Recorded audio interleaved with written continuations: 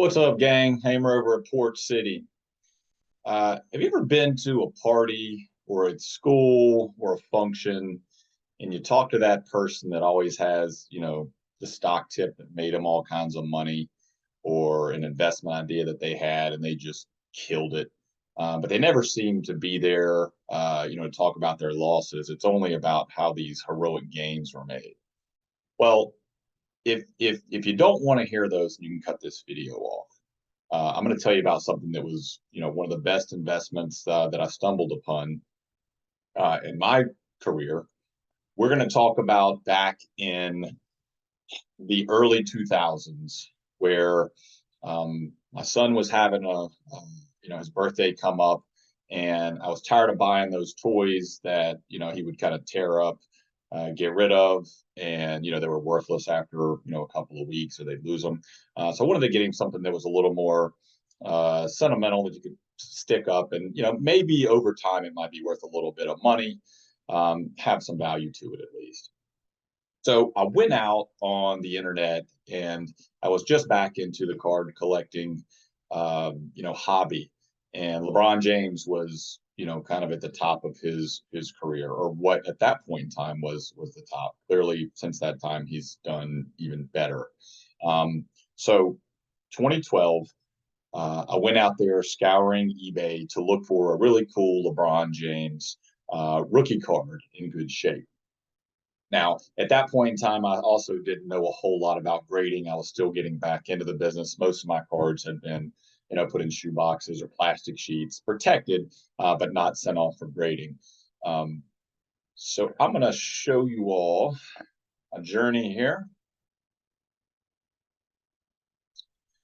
And this is the card. Okay, so back in 2003, Topps Chrome released, a legendary set. Topps Chrome is one of those releases that, if you're into the hobby now, it's one of those that you feel like is always going to hold its value. But for Topps Chrome, you had your base, you had your regular base refractor, which were not numbered. You had a black refractor such as this one that was numbered to 500, serial numbered on the back. You had a cross refractor or X refractor to 150, and you had a gold that was to 50. So anyways, I went out on eBay looking for one of these cards to see if I could buy it for my son for his birthday.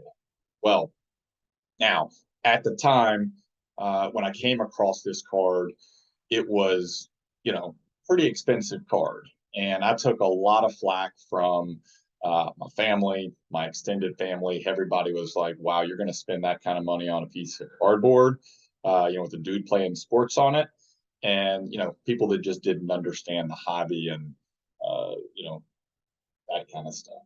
So if you fast forward a little bit, here is the eBay transaction that happened back in 2012. So you can see their timestamp of, in that June, July timeframe, paid $863 for that PSA 10 LeBron James black refractor numbered 500. So gave it to my son. He was like, wow, super cool. We put it up and, didn't really think much about it except for I'd paid a lot of money for a sports card. And he liked it. Through the years, we had gone and watched LeBron play live in Charlotte and Raleigh and some of these other areas. And again, it was more of a sentimental type purchase. So fast forward a few years, we jumped back on eBay and we saw this exact card selling for, I think back then it was $6,000, $7,000, $8,000. And I was like, holy smokes, this card has really jumped in value. I need to go dig it out of the closet and sell it. And so, back in that time frame, that's exactly what I tried to do. I want to say it was 2017-ish. And, we saw those comps being printed, and I went out and I listed it on eBay. I just, didn't take much time to advertise it, just put it out there. I was asking $7,000 for it, and I didn't get any hits on it. So at that point in time, we just said, you know what? That was probably a fake sale that happened. We're just going to tuck it away, forget about it. and move forward. Fast forward a few years later, and we pulled eBay up again, and we saw, some sales that just totally took us off guard. If you look down here at the bottom, this is the PSA realized sales, right? So this is something that was graded a PSA 10 that was sold, or an auction that actually completed. Somebody paid money for it, and it kind of shows the history of where this card was back in 2018 here. So you saw that $17,000 print, and when I saw that number, I'm thinking like, wow, that's a card, or we can help put, this towards his college fund. And again, it got pretty serious then, because I was sitting here thinking, good gracious, it's time to move this card. Now, I'm kind of giving away a little bit of the end of the story, but if you look at the trajectory as we went into COVID and out of COVID, down here at the bottom, we're starting at 17,000. When I was looking to sell my card, I did see this, we were in this print, right? We were in the 20,000s. I even believe I saw one for 30 or 40 sell. Clearly, it was not documented here on PSA. It was probably a private sale. But ultimately, you see the trajectory here from 19 to 20. This is insane, right? A $22,000 card jumped to 145, and that next jump was to almost $500,000, right? So that is insane. We may never see anything like that again in the card industry. Now, I will say there are cards today you can pull a one-of-one that maybe somebody pays $500,000 for right out of the box. But this was something that took that trajectory very slow and moderate, and then just that steep incline. So when I saw this was when I was doing my research, and I was telling myself, hey, I couldn't sell it for $7,000. So what was missing there, right? What is the story behind it? So that made me want to go do some additional research to make sure I could educate anyone who was willing to put this kind of money forward. Why were they going to pay that kind of money for it? So remember, we paid $863 for it. So I went out to the population report again. We talked about it a little bit earlier. If you look here, this is the base Lebron. This is the black refractor number to 500. This is the gold to 50, the cross refractor or X refractor. Again, I believe that's about 150. It may be 125. I don't know. I don't really follow X fractors. And or excuse me, this is the X factor. This is the base refractor. So the base refractor, clearly a lot more rare than the base card itself, but it's not sequentially numbered. So when I looked at that black refractor, I'm like, okay, so let's paint a picture for the eBay audience. How rare is this thing that they're getting? We know it's a PSA 10. We know it's serial number to 500, but how many of them are out there in the wild? So when you go to a population report, you look over here to the side for the total. So of that black refractor at the time I pulled this report, there was 167 that had been graded.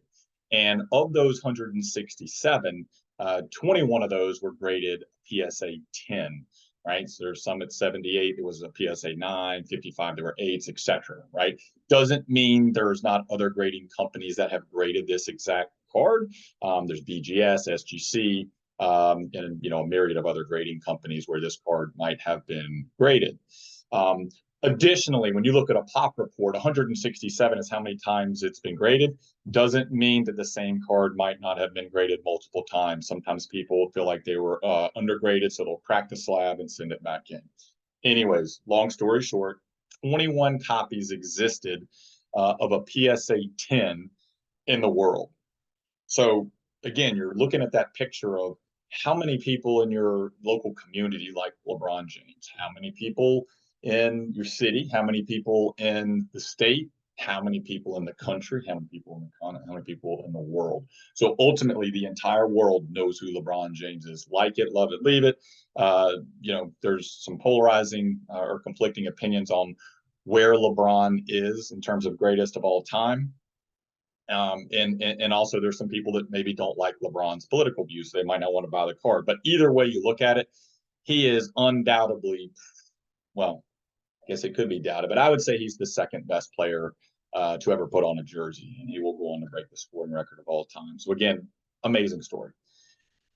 21 of those in the entire world. That means for anyone who gets into collecting that has a lot of disposable income, and again, when you have a sequentially numbered high graded card, there are collectors out there that have more money than they know what to do with, and they want the best of the best, right? They don't want to go buy a 7 or an 8. They want to go, show their friends that, hey, I've got this 10.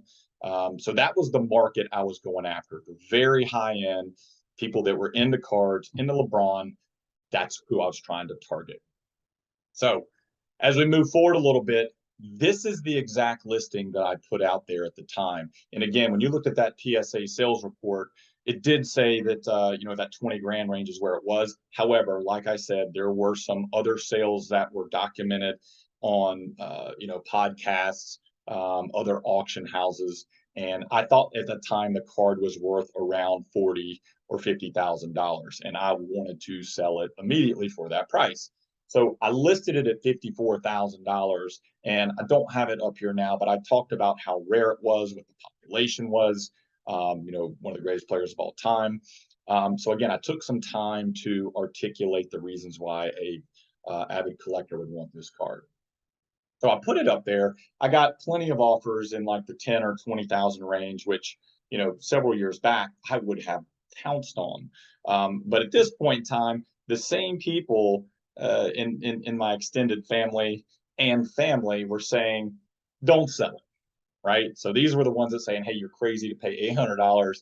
You shouldn't sell it for this price, right? And I'm sitting here like, at some point in time, you got to take your profits. I was in the stock market bubble when you didn't think Cisco or EMC or Oracle or these tech stocks could ever go wrong, or Nortel or WorldCom or any of the others. And I saw what happened. Pigs do get slaughtered, right? If you get too greedy and you get too smart for yourself and you think, hey, there's no way this can go the other direction, that's exactly when it does. And it usually hits hard. So I had learned some of those lessons and I applied them, and I was willing to sell. So those 20 and 30,000 offers were really super cool, but I was able to turn those down. At the time I was thinking maybe it's against my better judgment. But one day I did get an offer from someone who threw, I believe their first offer was 40,000, and I had countered with 50,000. Thinking, hey, I'll come down a little bit.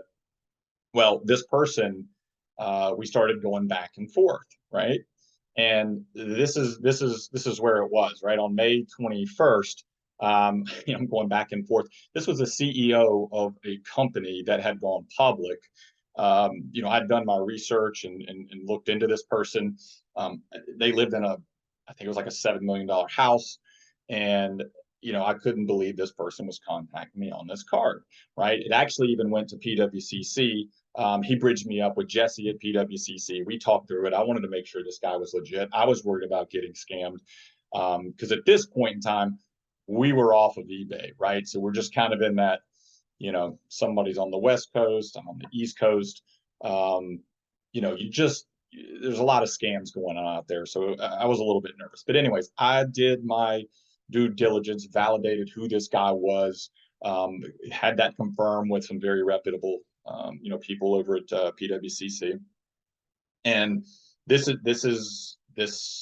happened, right? Went ahead and I moved that card, sold it for $45,000, right? Wired the money, showed up in my account, shipped in the card, end of the day, right? So again, I was thinking, man, what a ride, what a fantastic journey. So reflecting on that, remember, there is no such thing as a bad investment. There's just a bad time to sell and a bad time to buy. So again, you can follow all along that curve, and it just depends on how lucky you are, or what might be happening in the world at the time and what causes you to pull the trigger on something. But if you look down there in the bottom, and we look at this result, right? Overall, I made $44,000 on that deal. And if you look at the return on investment, that's 5,000%, right, over a 7.85-year period. And again, I was tickled, to get that. Now, if I would have hold on and sold at the peak, now remember, I got $45,000, so we're right over in here, right? I sold it right before that six-figure print heading into the pandemic, right? So talk about timing. Yeah, I made some substantial money there. Had I held on a little bit further, and if I were to have been lucky enough to hit that top sale, uh, that's a different return on investment, right? Then you're looking at 55,000%, right? But you have to ask yourself, how many people were able to hold on to Microsoft or Amazon or name any stock that had a meteoric rise over time. You have to know when you're willing to take profits. So again, I would have had 123% ROI annualized. So every year, 123% on your money compounding for 7.85 years if I would have been lucky enough to be that person selling at the top. Now, if you look at what's happened since then, it has come back down dramatically. I will caveat that with, I believe this print right here, less than, I think it was like in the 50, 60K range.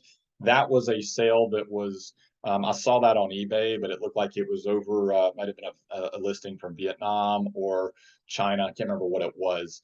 So I don't know how that shook out or if it was legit. But I would say that this one in the mid, 150 to 60K range, that's where I would say that card is at now. I'd say it's between 150 and 200K.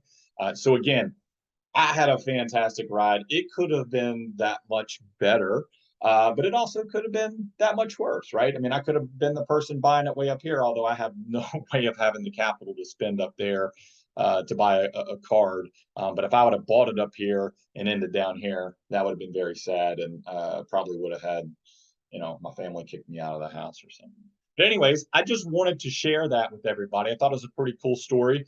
I've got plenty of stories, right? Not all of them are the happy ones like this. Sometimes, I've been buried on cards, and we'll talk about some of those too. But thanks for taking the time to listen. And, hopefully there's people out there that, are going to speculate on somebody in the hobby and do it for all the right reasons, not just for a quick flip, and get a fantastic return, because it's always a story that I'll be able to share moving forward with everybody, that I meet in the hobby as we work through it. So thanks again, everybody. Take care.